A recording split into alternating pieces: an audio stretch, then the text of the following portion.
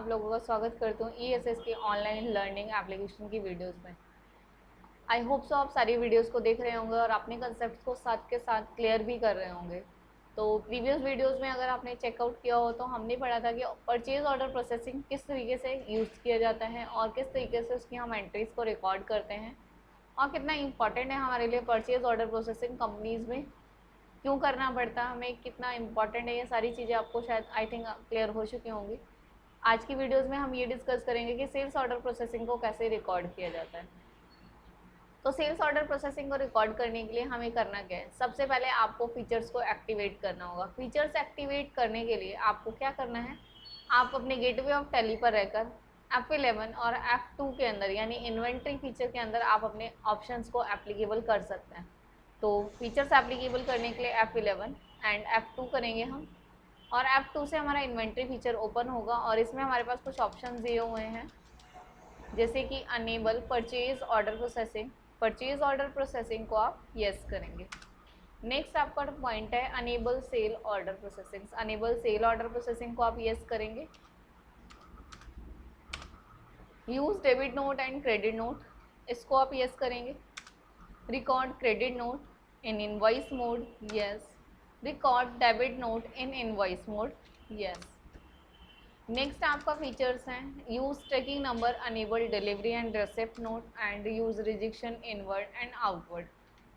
ये सारे फीचर्स आपको एक्टिव करने हैं बिकॉज सेल्स ऑर्डर प्रोसेसिंग के लिए हमें बहुत सारे स्टेप्स को फॉलो करना होता है और स्टेप्स के अंदर काफ़ी सारी चीज़ों को हम रिकॉर्ड करते हैं। अब इसमें होता क्या है, देखो सेल्स ऑर्डर प्रोसेसिंग में क्या चीज़ें हम लोग रिकॉर्ड करते हैं कि जो भी हमारा ऑर्डर हमें रिसीव होता है, यानी किसी भी अपने डेटर्स को अगर हम सेल कर रहे हैं, किसी भी पार्टी को अगर हम सेल कर रहे हैं, तो पहले हमें क्या करना पड़ेगा, हमें वो ऑर्डर रिसीव होंगे। जब आपको वो ऑर्डर रिसीव होंगे तभी आप उनके ऑर्डर प्रोसेसिंग को फॉलो अप कर सकते हो और उनको सेल वगैरह कर सकते हो। सबसे बेस्ट एग्जाम्पल है ऑनलाइन शॉपिंग का। ऑनलाइन शॉपिंग जब आप करते हो तो आपको सबसे पहला स्टेप क्या करना होता है कि आप उसकी साइट पर जाकर या वेबसाइट पर जाकर आप क्या करते हो, ऑर्डर को प्लेस करते हो। और ऑर्डर प्लेस होने के बाद कुछ आपको कंफर्मेशन आता है। कंफर्मेशन के बाद आपको कुछ ड्यूरेशन के बाद यानी कुछ टाइम पीरियड के बाद आपको क्या होता है कि आपका वो प्रोडक्ट या जो भी आप परचेज कर रहे हो तो वो आपको रिसीव हो जाता है। तो एक टाइम ड्यूरेशन गैप आता है कि ऑर्डर से लेके जब तक वो प्रोडक्ट आपको मिलता है यानी इनवॉइसिंग तक, इनवॉइस बनाने तक एक डिस्टेंस गैप होता है जिसके बीच में वो सारे ऑर्डर प्रोसेस को फॉलो करते हैं। तो हम स्टार्ट करते हैं कि किस तरीके से हम सेल्स ऑर्डर के अंदर कौन कौन से स्टेप फॉलो करते हैं और कैसे उसको रिकॉर्ड किया जाता है। ओके, तो स्टार्ट करते हैं। ऑप्शन चेस करने के बाद आप इसको एक्सेप्ट करिए। एक्सेप्ट करने के बाद आपको करना क्या है, सबसे पहले हम लोग सेल्स ऑर्डर को रिकॉर्ड करेंगे। यानी कि जैसे ही हमें किसी भी कंपनी से या किसी भी पर्सन से कोई भी ऑर्डर रिसीव होगा, यानी अगर किसी पार्टी ने हमें ऑर्डर प्लेस किया तो हमारे लिए वो सेल ऑर्डर है, क्योंकि हम उसको सेल करने वाले हैं। इन फ्यूचर जाके आगे टाइम पीरियड के बाद हम उसको सेल करेंगे। तो हमें सबसे पहले सेल्स ऑर्डर को रिकॉर्ड करना है। सेल्स ऑर्डर आएगा आपका इन्वेंट्री वाउचर के अंदर। इन्वेंट्री वाउचर को आप एंटर प्रेस करेंगे और सेल ऑर्डर की शॉर्टकट की है ऑल्ट F5। ऑल्ट F5 करेंगे आप और यहाँ पर आपका सेल्स ऑर्डर का जो वाउचर है वो ओपन होकर आ जाएगा। सबसे पहले आपको दिया हुआ है पार्टी नेम, यानी पार्टी नेम आप जनरेट करोगे जिस भी पार्टी को आप सेल करने वाले हो, यानी जिससे भी आपको ऑर्डर रिसीव हुआ है। तो यहाँ पे आप सेल्स ऑर्डर बनाओगे, सेल्स जिसको भी आपने सेल किया, जैसे XYZ एक कंपनी है जिसको हम सेल कर रहे हैं तो XYZ लिमिटेड, और जिसको भी हम सेल करते हैं वो पार्टी हमारे लिए डेटर होती है तो हम उसको सन्ड्री डेटर के ग्रुप में मेंटेन करेंगे। ओके, और इसको एक्सेप्ट करते हुए सेव करेंगे जब पार्टी का लेजर हमारा जनरेट हो जाएगा। नेक्स्ट आता है आपका राइट हैंड साइड पे ऑर्डर नंबर, यानी जब आप किसी पार्टी को सेल कर रहे हो तो उसका ऑर्डर नंबर क्या है। तो आप ऑर्डर नंबर जो भी आप रखना चाहें वो आप रख सकते हैं, जैसे मैंने रख लिया XYZ/001। ओके, देन आता है सेल्स का लेजर। आपको सेल्स का लेजर भी जनरेट करना है। सेल लेजर आप क्रिएट करिए ऑल्ट-C से सेल्स, और सेल्स का लेजर आता है सेल्स अकाउंट के ग्रुप में। सेल्स अकाउंट के ग्रुप में रखेंगे आप इसको और एंटर करेंगे। अब जितने भी ऑर्डर्स आपने रिसीव किए हैं, मान लो हमारा बिजनेस जो डील करता है वो इलेक्ट्रॉनिक में डील करता है और हमें कुछ प्रोडक्ट्स का ऑर्डर रिसीव हुआ है, तो हम ऑल्ट-C से उस पार्टी का, उस पार्टी ने जितने भी हमें ऑब्जेक्ट्स ऑर्डर किए हैं वो सारी एंट्रीज हम लोग यहाँ गुड्स की करेंगे। तो ऑल्ट सी से आप स्टॉक आइटम को क्रिएट करोगे। गुड्स क्रिएट करने के लिए हमने ऑल्ट सी किया और यहाँ पे हमने प्रोडक्ट रेडी किया। जैसे हमें एसी का ऑर्डर मिला है 20 एसीज हमें उसको सेल आउट करने हैं, तो हमने एसी लिया। ये मेजरमेंट ऑफ यूनिट क्या होता है कि जब भी हम किसी भी प्रोडक्ट के स्टॉक आइटम को जनरेट करते हैं तो उसमें मेजरमेंट यूनिट डालना कंपलसरी होता है हमारे लिए। तो हम ऑल्ट सी करेंगे। एसीज की जो मेजरमेंट यूनिट आएगी वो पीसेज में ही होगी, तो आप पीसेस लोगे और यहाँ पर आप क्वांटिटी फिल करोगे कि कितनी क्वांटिटीज आपको ऑर्डर रिसीव हुआ है। तो हमने यहाँ लिखा 20 एसी और फर्स्ट जो हमारा प्राइस है इसका यानी जो पर यूनिट प्राइस है वो कितना है, तो हमने अज्यूम किया कि 25,000 पर यूनिट यानी पर एसी प्राइस रहेगा आपका। तो 20 एसी का 5 लाख रुपीज़ आपका प्राइस हो जाएगा। ओके, तो इसको आगे प्रोसेस करते हो आप आगे जाएंगे। अब हम नेक्स्ट प्रोडक्ट भी कंटिन्यू ले सकते हैं, अगर आपको कोई और प्रोडक्ट लेना तो हम यहाँ पे वो भी ले सकते हैं। जैसे हमने ले लिया सीलिंग फैन, सीलिंग फैन हमने लिया और ये भी आपका पीसेस के अंदर आएगा, तो आप पीसेस में क्रिएट करिए।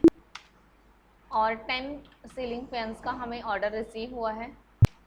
ओके, प्राइस आपको फिल करना है कि पर जो सीलिंग फैन का प्राइस है वो 1500 है, तो 10 का 15,000 हो जाएगा।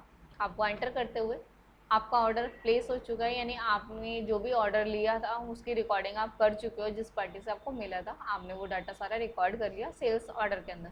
आप इसको एंटर करते हुए एक्सेप्ट करेंगे और आपका सेल्स ऑर्डर का ट्रांजेक्शन रिकॉर्ड हो गया सर। नेक्स्ट स्टेप होता है ऑर्डर कंफर्मेशन होना, यानी जब भी हम किसी से ऑर्डर मिलते हैं, ऑर्डर हमें रिसीव हुआ, ऑर्डर रिसीव होने के बाद हमें जिस पार्टी ने भी ऑर्डर प्लेस किया है उसे ये कंफर्म करना होता है कि आपका ऑर्डर कब तक डिलीवर होगा, यानी ये कंफर्मेशन देना। तो उस कंफर्मेशन के लिए हम लोग जैसे कंफर्मेशन क्लियर करते हैं अपने कस्टमर को दे देते हैं कि आपको इस डेट तक ये प्रोडक्ट मिल जाएंगे, तो उसके लिए हम लोग करते हैं उसके लिए हमें डिलीवरी नोट रिकॉर्ड करना है। डिलीवरी नोट की शॉर्टकट की जिसको हम सेल चालान भी बोलते हैं। सेल चालान और डिलीवरी नोट एक ही चीज़ होती है जिसकी शॉर्टकट की है ऑल्ट F8।